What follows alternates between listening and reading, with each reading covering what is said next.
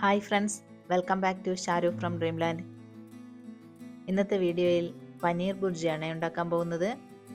വളരെ സിമ്പിൾ ഡിഷാണ്. ചപ്പാത്തിയുടെ കൂടെയും റൊട്ടിയുടെ കൂടെയും ബ്രെഡിൻ്റെ കൂടെയും എന്തിന് നമ്മുടെ റൈസിൻ്റെ സൈഡ് ഡിഷായും ഒക്കെ സെർവ് ചെയ്യാൻ പറ്റിയ ഒരു ഐറ്റമാണ് ഇത്. ഇത് 600 ഗ്രാം പനീറുണ്ട്. ആദ്യമായി പനീർ ഇതുപോലെ ഒന്ന് നന്നായി ഉടച്ചെടുക്കണം. എനിക്ക് അധികം സ്മോൾ കഷ്ണമാവുന്നതിനേക്കാൾ കുറച്ചൊന്ന് കടിക്കാൻ കിട്ടുന്ന കഷ്ണമാവുന്നതാണ് ഇഷ്ടം.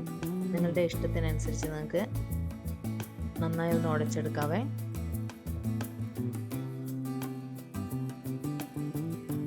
ഇനി നമുക്ക് പാൻ വെച്ച് കുക്കിംഗ് ഓയിൽ ഒഴിച്ച ശേഷം 1 ടീസ്പൂൺ ജീരകമിട്ട് ഒന്ന് നന്നായി മൂപ്പിച്ച് അതിലേക്ക് ചെറുതായി അരിഞ്ഞു വെച്ചിരിക്കുന്ന സവാളയും കൂടെ ചേർത്ത് ഒന്ന് ചെറുതായി വഴറ്റിയെടുക്കണേ.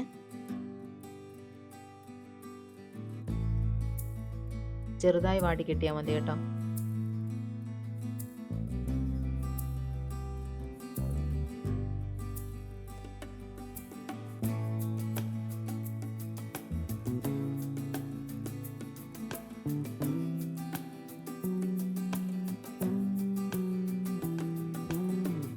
ഇനി നമുക്ക് ഒരു ചെറിയ കഷ്ണം ഇഞ്ചി ഇതുപോലെ ചെറുതായി അരിഞ്ഞെടുത്ത് ചേർക്കാം.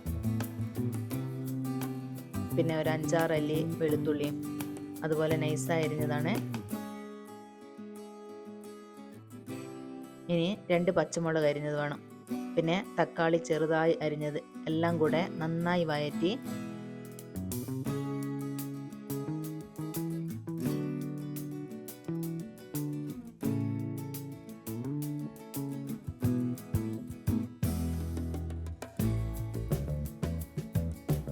ഇനി അതിലേക്ക് നമുക്ക് മസാലപ്പൊടികൾ ചേർക്കാം. മഞ്ഞൾപ്പൊടി 1/4 ടീസ്പൂൺ, കാശ്മീരി മുളക് 1/2 ടേബിൾ സ്പൂൺ, ഉപ്പ് ആവശ്യത്തിന്, ഗരം മസാല 1/2 ടീസ്പൂൺ.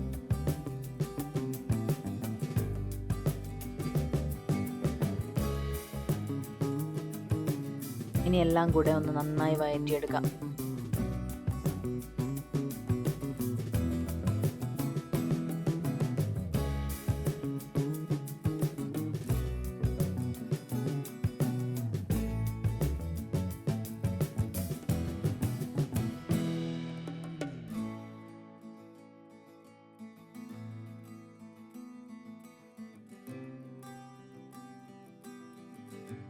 മസാലപ്പൊടിയുടെ പച്ചമണമൊക്കെ ഒന്ന് മാറിയാൽ നമുക്ക് പനീർ ചേർക്കാം.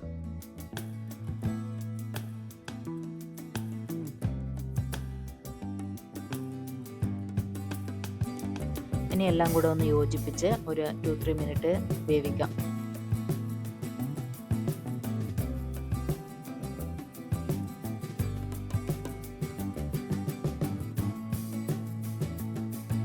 അവസാനമായി ചെറുതായി അരിഞ്ഞ മല്ലിയില കൂടെ ചേർത്ത് നമുക്ക് സ്റ്റൗ ഓഫ് ചെയ്യാം.